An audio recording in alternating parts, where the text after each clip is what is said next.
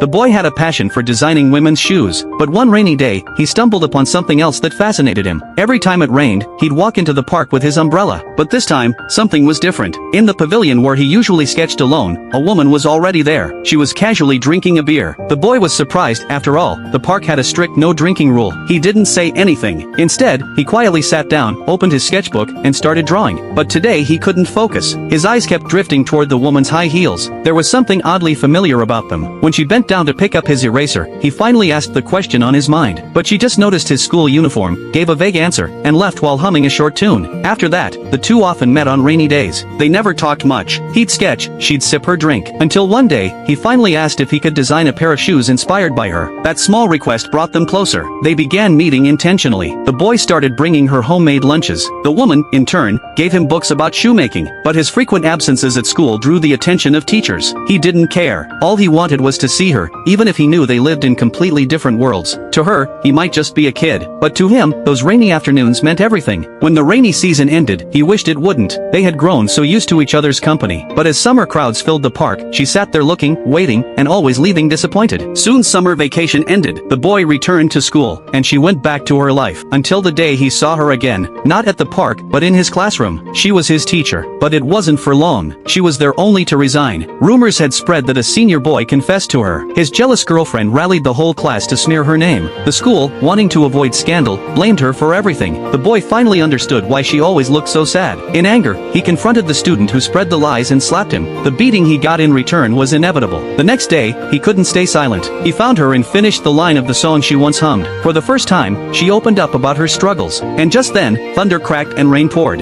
They ran to the pavilion but ended up at her apartment. Outside, the storm raged. Inside, everything felt still. The boy could no longer hold back. He confessed his feelings, but she stayed silent. Instead, she told him goodbye. Heartbroken, he turned to leave. The door shut, and her tears finally fell. Memories of him flooded her mind. In that instant, she realized she couldn't let him go. She ran after him, caught him at the stairwell. As he poured out his pain, raw and reckless, she finally let go of her own emotions too. For the first time, she had the courage to speak her truth.